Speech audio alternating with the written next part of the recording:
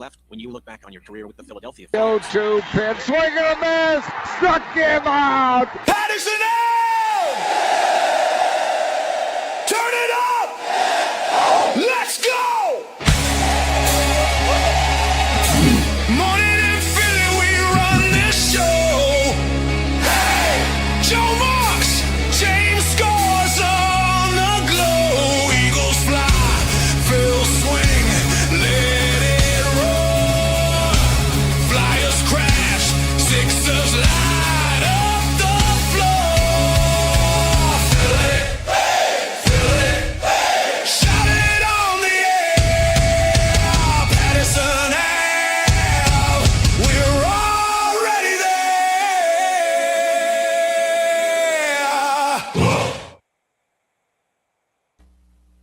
What's going on, everybody? Welcome in to this edition of the Pattison Ave Sports Show. I'm your host, James Scores, and with you, and with me, as always, is my group of companions, and we got a jam-packed show joining us here today. Joey Marks joining me once again. Joey, good morning, sir. How are you? Good morning, James. Good morning, Philadelphia. We have a very, very special guest here today on the Pattison Ave Sports Show. Mr. Playoff, one of the great Flyers players of all time, Mr. Brian Propp. Mr. Propp, thank you for joining us this morning. Yeah, good morning. Everyone's doing well. Hopefully, it'll be a beautiful day, and we'll have a nice interview. Absolutely. We really do look forward to talking to you. Obviously, we really do appreciate you coming on, joining us here today. So, Joey, you got the first questions ahead of you. So, Yep. let's start this bad boy off, man. So, Brian, you had an illustrious career with the Philadelphia Flyers. when you look, Joe. When you look back at it, what are some of the key things that stand out to you? Well, I was really young when I got drafted. That was only one league because the NHL merged for the World Hockey Association the year before. And so the way, I was a good player in junior, like I won a couple scoring things, and then just for Brandon Wheat Kings, and had powerful teams, and then of course getting drafted by the Flyers at that time. I was working on the farm, and I just got a call to see who I landed to, because it's so different now. But I was happy to get there when I was with the Flyers, because at that time I knew that Bob Clarke was one of the best leaders around, and the Flyers were in the playoffs every year. And so for me, it was just good to get drafted. I was really quiet. I didn't say much at the start. I was naive, and going to Philadelphia, just to hang out with Frank Bathe, and that's how we just kind of got started there. But for my first year, it was pretty amazing because I was playing with Reggie Leach and Bob Clarke on the line in my first 20 games, and then so Bob Clarke was helping me, and then my first game I scored against Bill Smith from the Islanders, and had an assist. And it was a game winner, and then we lost 9-2 against Atlanta, and so it was like, wow, is this what the NHL was going to be like? And then, of course, we went 35 without a loss, a streak that will never be broken, I'm sure. And it was good for there. And then we went to the finals against the Islanders that year, and so it was a good start for me, and I learned from the best with Bob Clarke teaching me and working hard, and it just was a good start of my career. Now, it kind of might go without saying, because you just mentioned Bobby Clarke, but what were some players kind of growing up watching the sport that you idolized and you kind of patterned your play towards? So I wasn't a big fan of hockey. Like, I just watched it. Like because in Canada we only had two channels, and one of them was snowy, and so but usually Saturday nights on NHL I'd watch either Montreal or Toronto, because there weren't too many teams there at that time. But I really liked Jean Beliveau, because in Montreal, because he was such a good player and class act, and so I just really tried to model myself like that. of course, my dad was a really good hockey player, but he decided to be a minister.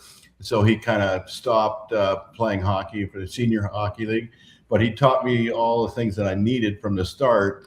And so that's how I learned, because I grew up in Saskatchewan, Canada, a little town of Neudorf, 300 people, and you didn't know anything better. Like, you just had fun and played hockey and went to school and tried to do as good as you could. But my dad taught me the right way, how to be a good player and play forward and back and back check. And so that's why when I was 15 or 16, I led the league in the Saskatchewan Junior League for points, and broke all those records when I was really young. And I had Jerry James was a coach. He played he was a football player and a hockey player, NHL and a professional. And so I really learned a lot from that. But I always had good players, and so that was a good way to get started. And I was really young, and I couldn't drive because I wasn't allowed. I was like 15, and so my parents had to drive me all the time. And a small little town of about 20 miles away, you had to go back and forth, and so they sacrificed a lot just to be part of there. But my dad was a good player, and so like I learned from the best, and that's why I became a consistent player. So, speaking of consistent player, you were definitely a consistent player in the playoffs, known as Mr. Playoffs. You went to 5 Stanley Cup finals, in your career. What do you kind of point to when it comes down to being that successful in the playoffs? Because as we know with the Flyers now, and even in the last, 20 or so years, it is difficult to get into the playoffs. It's even more difficult to get to the Stanley Cup finals. Some teams have the immense talent to be able to do it, like Florida and Edmonton lately. But, back then, what was your biggest thing that you feel like you did to be able to be that consistent during the playoffs? Yeah, so of course it was all with playing with the right players. Like I said, I mentioned when I first started, I won the first game was with Bob Clark and Reggie Leach, and then it switched with Kenny Linsman and Paul Holmgren. So balanced line mates, and then in the '80s with Dave Poulin and Tim Kerr, and then Tocchet and Zelzel and a bunch of those players. So playing with the good players and right coaches. Like Pat Quinn was my first coach, and I really enjoyed him. And then, of course, Keenan was in the mid '80s, and then Paul Holmgren after that. And then they went to Boston and Minnesota, and then Hartford. And so it's all about the good coaching and just being consistent. But I think with the Flyers, like the character was good, and they had tough teams, and everyone was known for that. Like, they were scared of playing against the Flyers in the Spectrum. So it was an advantage that we had. But like you mentioned for the playoffs, like I know the Flyers are right next to the playoffs with 10 games left. And so hopefully they have to just keep winning. But the goalie's been playing really well for them. They're keeping them in games. And, it would be a shame if they didn't get into the playoffs, because Tocchet's been doing a good job as a new coach for the Flyers. And they have the younger guys that are going to keep getting better every year. So I'm just looking forward to like the playoffs this year, because in the 80s there's less teams, and like now there's 32 teams, and everything's balanced, and the hockey's a little faster, and they can't get hit as much. But and then when the overtime, like 3-on-3, I would love to play a 3-on-3. I don't know how many more goals I would have scored in 3-on-3, but and then the shootouts, and so, but just it depends on point here and there could make a big difference. Before we get to your question, James, we want to Sure. promote a golf outing that you're having in early May. Do you want to talk a little bit more about that? Where that's going to be? And all the details about that for our audience? Yeah, so I'm running my own golf tournament. It's at River Winds Golf Club in West Deptford, and it's every day. It's every May, like a day after Mother's Day. So it'll be May 11th this year, and so I have great support from the organization and people that I've known. But it benefits the stroke center of University of Pennsylvania, because like I had a massive stroke like 10 years ago, couldn't talk or walk. And so I've come a long way from that. But the support that University of Penn has, and the people that I have, it'll be a really good successful this year, because like almost sold out. I have 1 or 2 foursomes left. And of course, the Flyers and the Flyers charities are supporting me, and so it's a good golf tournament. It's foursomes, and you take the best drive, and then you play your own ball from there, and then you play best 2 out of 4 shots, and no mulligans, and so like people don't have to cheat. So, but it's good prizes, and it raises a lot of money for the Stroke Center of University of Pennsylvania. Oh, that sounds amazing. That sounds James, incredible. You have some questions for Mr. Propp? I do. So Brian, I think the best stretch of the season has happened to this point with this Flyers team, and we had on Jim Jackson right around the Olympic break here. I think the one thing that the Flyers did do was that they were desperately needing of a recharge here at that time when they were starting to struggle right before the Olympic break here. But for the Flyers right now to try to get back into that postseason picture here, how can they keep that motivation going, especially in postseason play, that even though that could actually come back and hurt them, especially those games that they lost during the season? Yeah, so like it's a tough schedule, and everything's so close, but they have to find a way at the last 10-day games just to be consistent. Like the goalie that's been playing is out of his mind, which is what is helps. But you just get into playoffs now. You never know. Like you get a hot goaltender, and then you get some guys that can score a little bit more. And for me, like when I went to the playoffs, like I always was consistent scorer. I came with the attitude to score almost every game, but it had help with a sport psychologist, Steve, that we had for the Flyers in the 80s, and Mark Howe and Brad McCrimmon used them too. So that made a big difference of just thinking the right way and how to be consistent and how to be better. So I'm hoping that they get in this year, because you never know. It gives them a chance, and you never know where it's going to go. Yeah, it's funny because I think the last time I can remember is like 2010 when the Flyers were a 7th seed, and they pushed that all the way to the postseason and made a historical comeback against Boston. And I mean, anything is possible in the playoffs, especially for like teams that are like 7 to 8 teams that want to get back in postseason play here. So that's the most important thing. But I think the other thing, too, that really sticks out to me the most is that, do you believe that the Flyers' young players will actually develop more and more if they make this postseason picture, if it comes down to it, Brian? Yeah, because like they have a really young team, and so like it may be 1 or 2 players that they're missing, but it could make a difference. But it's tough with the contracts that they have, because they sign all the better players for a lot of years after, and they lock them in. And so, but they're young guys, they play hard, and they're tough, they're fun to watch, which is what we needed for the new rink. And so everyone's excited for the playoffs, and the support of the Flyers has been outstanding. Ever since I came to the Flyers in 79, 80, the people here have been really good to me.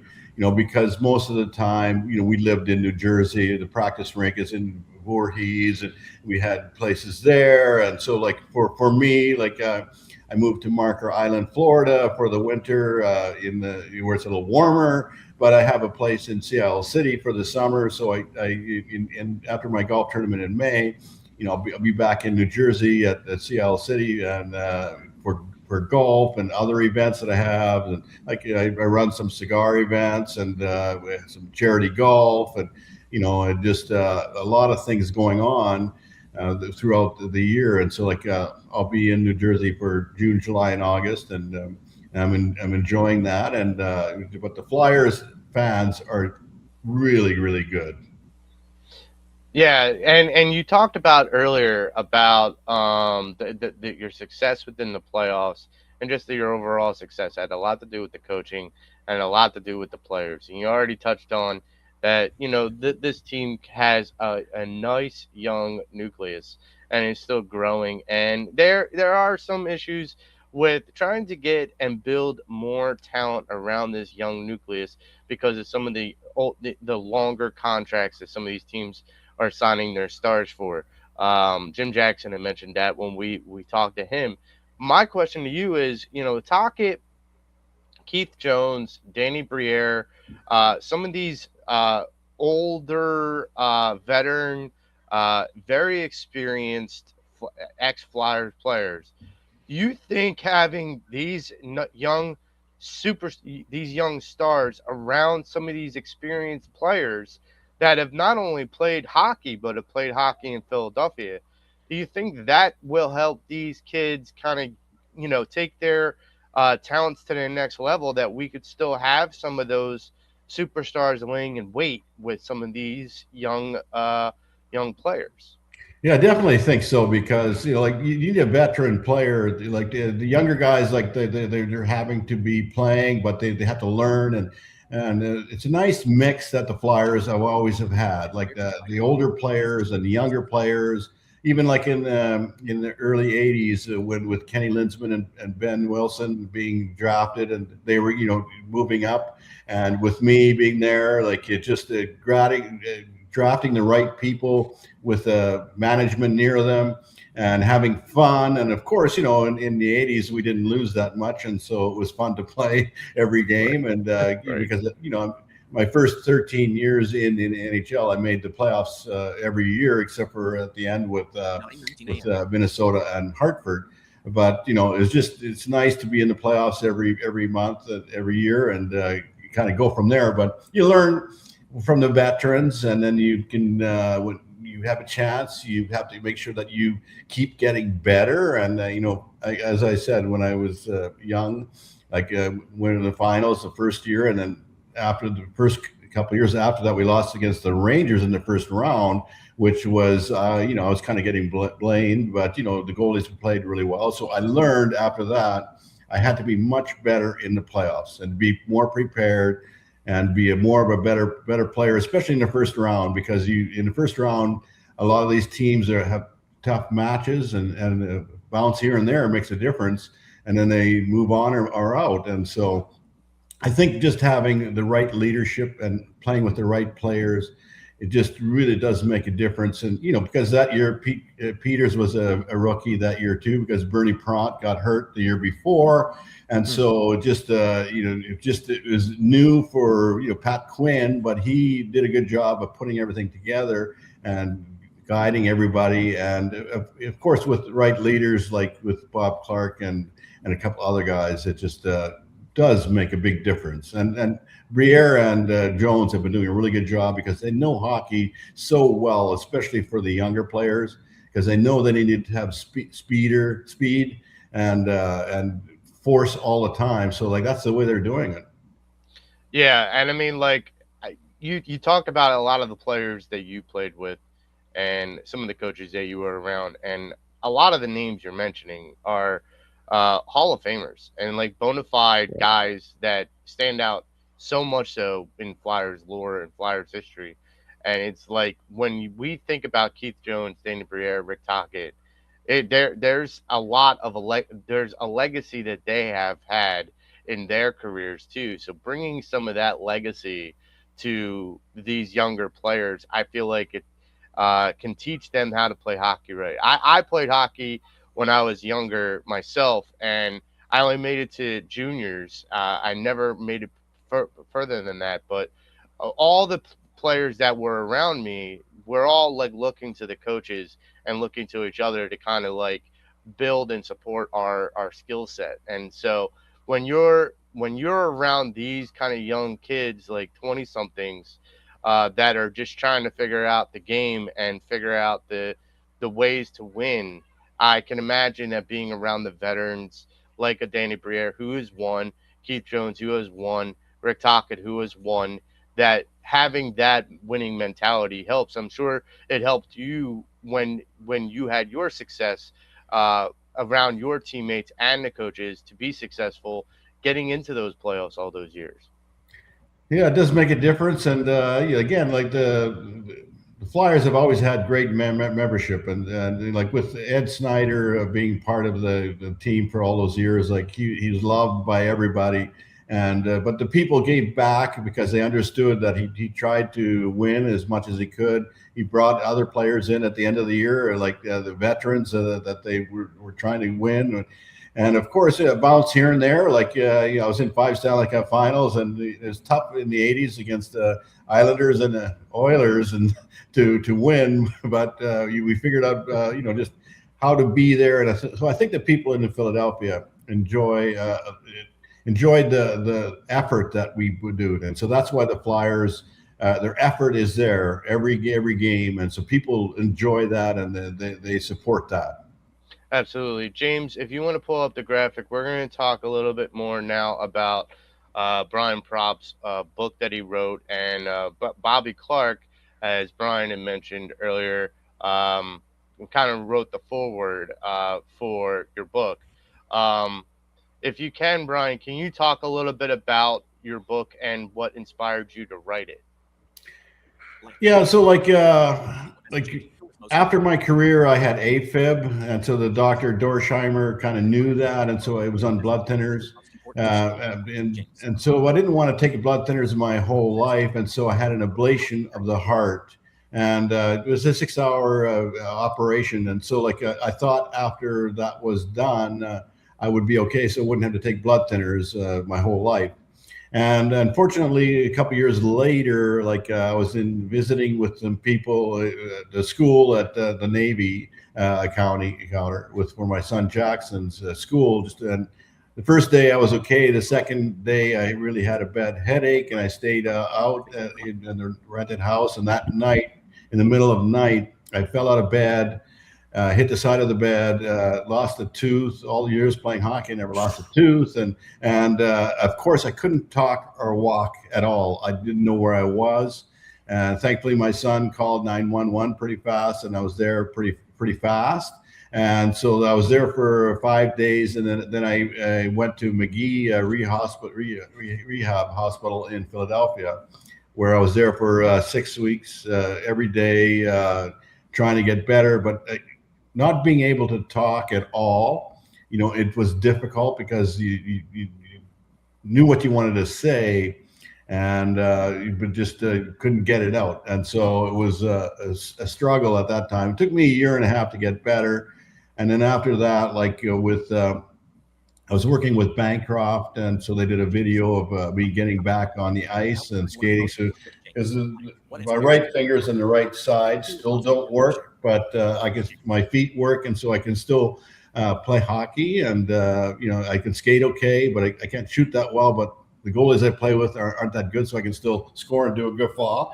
And then I can play golf and go fishing, and I can do whatever I need. And so it was, but it was really tough at the start. And so I just talk about my faith, because my dad was a Lutheran minister. He preached in English and German every month, every Sunday. And I have 2 brothers and sisters. We're all 13 months apart, so we had a lot of support from that.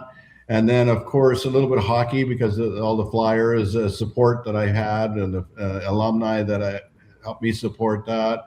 And then, of course, my stroke and how I recovered from my stroke, because Wayne Fish wrote the book with me, because a couple of years before that, Chris Therien wrote a book too. And so, of course, Wayne gave me the idea to do a book, because I didn't really talk about a hockey book, but having a stroke and how I recovered made a big difference.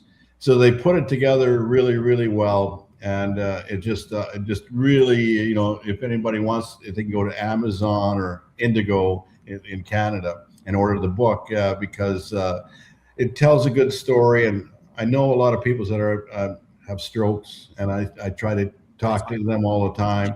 and it gives them a lot of hints about how I got better in my book, and so like they can learn from that. Wow, that's a great. That's just an incredible story, gonna admit. I I guess the question I would ask you too here, Brian, is that obviously, like you talked about what happened back like 10, 11 years ago with the stroke that you had. And I have to say right now, like hearing you talk about this is really an incredible story. And I have to say right now, it kind of gives me like a little bit of chills here to think about that. I actually had a family member tragically, like we lost her 2 years ago due to a cardiac arrest, and how you were able to back from that is nothing short of amazing here. But the thing I want to ask you too is that, um, like, what kind of advice would you give young people who are dealing with stroke or like dealing with AFib or anything like in that situation there, and try to give them some positivity here during those obstacles that you can that there is another flip side of that coin. There's also like good things that could happen to people that are that are going through that. Like, what kind of advice would you give those like people to try to give them a little bit of positivity during a trying time?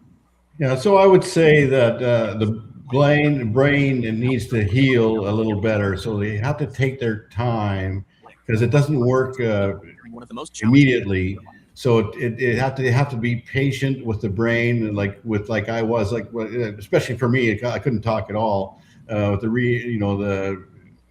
the speech therapist, I was there for an hour every day, just trying to say things, but you have to be patient, like, because I was really impatient because I wanted things to happen faster, but I was just happy to be alive after, like, because I should have died. The way the scan that the doctors had went into my brain in 3 different places, and they said I should have died.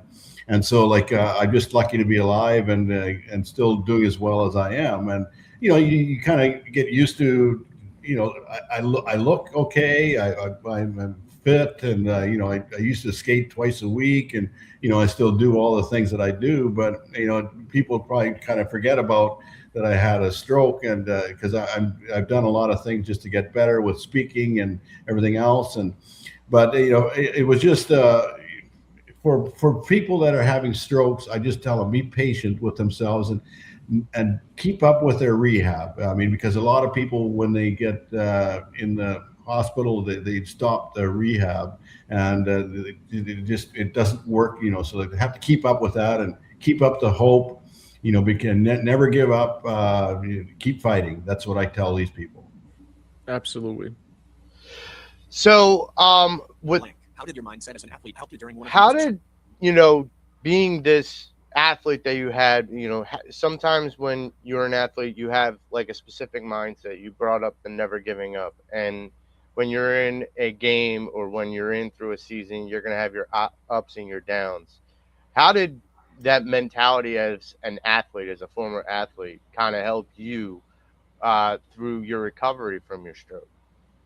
Yeah, well, because I think being an athlete, your tradition is you learn how to prepare for everything. Like for me, medical, it was mentally, it was I was really strong with that, but I always have in good shape, and so like my heart beat would really slow, and I could recover pretty fast.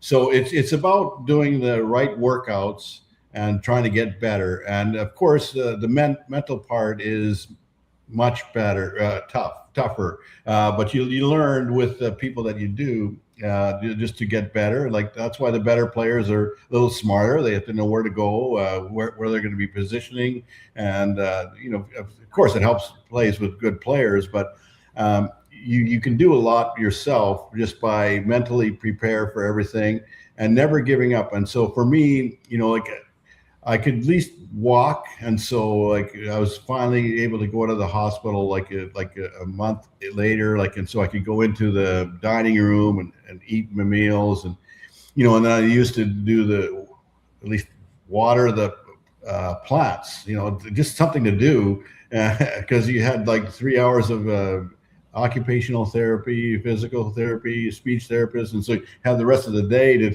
kind of do by yourself. And so like just for me, being an athlete with the tradition that you have and the way that you work hard and never giving out, like it's much a difference than somebody that's kind of normal. And so you figure out ways how to get better, and especially with Google, it gives you a lot of things that you can talk. Or for me, after my stroke, I have a watchman in my heart, which kind of controls the beating of your heart on the left heart.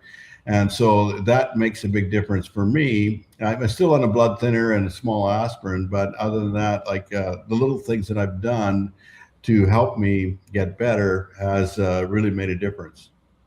Absolutely. So you brought up about some of your motivational speaking, and I mean, just listening to you now and saying how hard it was for you to kind of get yourself back to being able to speak in general. You speak very clearly, very well. With any of the motivational speaking that you do, what's one of the bigger messages that you kind of try and deliver to people? And number two, do you have any kind of speaking events coming up anytime soon?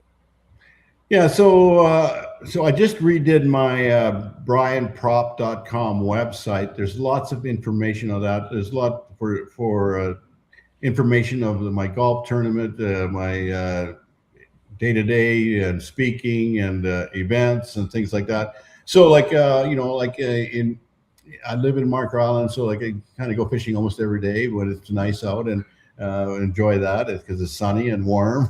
And but I just did a charity hockey event in Melbourne, Florida, with 7 other alumni, like with the teams there. And then so like and I ran my own hockey event in Aston but I just missed a year because I'm going to do something a little different next year, because I have my golf tournament and that. And then of course I have cigar events, and I've got some speaking engagements. Like I know that at the end of April, I'm going to be at Yardley Country Club, for supporting a golf club. And then in May, like I have my golf tournament, and then like Ron Jaworski has his golf tournament, and then Brian Dawkins has his golf tournament in June, and so I'll be really busy. And our Flyers alumni, we have a big weekend, the 13th, 14th, and 15th. We'll probably have like 50 or 60 Flyer former alumni, and it's going to be a pickleball, and then one day, and then it's going to be a run, walk, and bike, and then our golf tournament is at DuPont that Monday, the 15th. And so it's good to connect with a lot of people that I know from the Flyers alumni, because I'm on the board of the Flyers alumni.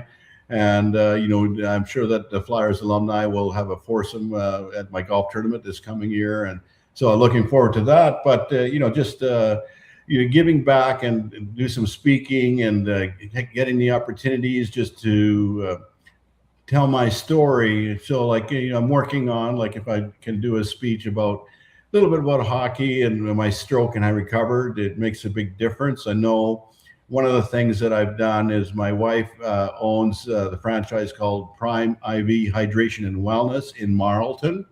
And so like that's for IVs. And so they do one thing called the NED treatment. It's drips that can really help replace the cells in your body when you get older, and cleanses your whole system. And it just, that's why when I'm talking as well as I can, I slow it down, and I can think, speak much clearer. And that ID drip, like, it does make a big difference. Like it just, it makes a difference, just the energy that you have and everything else. So just little things that I've done just to get healthy. It just, little things that people can do themselves, but don't. James, do you have any final questions before we wrap it up with Brian? Yeah, so I got one more here. So it's also like the same thing I brought up before with your book here. It feels like this book is like a life lesson story for a lot of people out there. And like it's like the greatest thing about sports and life is that it's kind of like you had like a rocky, like kind of material. I think it's kind of like Rocky, like how many times you got knocked down, you kept on getting back up here. And I think that's the beauty about Philadelphia sports and also about life in general too. So where can people find their this book at? One more time to see if like for anybody out there that want to read this book, because I gotta say right now it's really extraordinary to see how much you come through this, how much you got through this. Where can people find this book on? Is it on Amazon? Is it on like other uh, social media outlets, or where can people find it at? Yeah, so I have some events like in the summer. Like I always have books with me, Angel on my wing. But yeah, most of the people can order it from Amazon. But in the summer, I always have books with me, like for golf events and other events that I have. So I always have them with me. And like if they want a signed copy, well, like they can wait until I go to one of my events. But I think it's on Amazon, most in the U.S. and in Canada, it's Indigo. So a lot of people will order from Canada up there. And, of course, on my brianpropp.com website, like it has a whole story of my book and the people that supported it. And like that's because there was a lot of Flyers alumni that did forwards, pages to support me at that time. Like there was like Dave Poulin and Paul Holmgren and, Dave Brown and you name it. And Tim Saunders, so like it just, they had a chance to tell a little about the story, and for hockey players, it's a good group of people, and then of course just having the book with Wayne Fish and telling a good story, it put together really well. The publishers in Chicago, and I still always have books with me all the time, and. But if everybody, if they want, I can go to my website and they can see if they want a signed copy. I know that Kevin Cady from the the Partland, Maine, like he just visited me and he got a signed copy from him, and because it's a Flyers alumni. Most of the people I know have bought books from me, but you never, you can always promote it whenever they want. But yeah, Amazon and Indigo. Yeah, so we will promote it on all our social media platforms. Once again, if you want to find that, go to Amazon.com or Indigo. One of the things that I will also say is with Hardcore, with my social media at Joe Wolf 112680. On Twitter and other social media platforms for Hardcore Sports Network and Stream Punk Entertainment, you will find a lot of the companies and things that Brian is associated with. We'll be posting them out throughout the course of the weekend and the coming week. And please go buy the book from a person that's dealt with health issues, myself. And still trying to fight through it. About 4 years ago, I lost my sight, and very traumatically. I was able to see on Monday, not able to see on Thursday.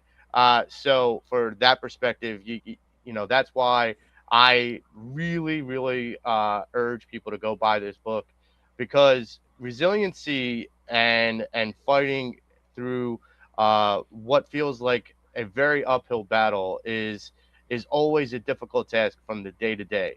And Brian is a key example of how that, kind of has persevered through all of it and kind of come out the other side. And, you always need to have that messaging whenever you wake up in the morning and you're fighting that battle. So I think this book is a good messaging tool for people that are going through anything in their lives that might be difficult or hard Absolutely. health-wise. So, James, if you want to put that slide up one more time, and Sure. as we close out the show, I want to say a great thank you to the great Brian Propp, Mr. Playoff. Thank you, sir, for coming on and speaking with us and giving us some insight into not only your career, but the Philadelphia Flyers right now and on your recovery from your stroke. Thanks, Joe. And I know that I love life every day. I'm happy to be alive and kicking. Yep. Roger. Amen, my friend. Thanks a lot, Brian. We really do appreciate it, buddy. All right. So for Brian Propp, I'm Joe Marks. That's James Scorgia. We're the Pattison Ave Sports Show. And join us next time on April 11th. We will have the Hollis Thomas, former Philadelphia Eagles player, for a great interview talking all things birds and talking all things NFL draft coming up. So once again, for James, for Brian Propp, and for myself, we're the Pattison Ave Sports Show. We'll see you next time. 0-2 pitch, swing and a miss, struck him out. Pattison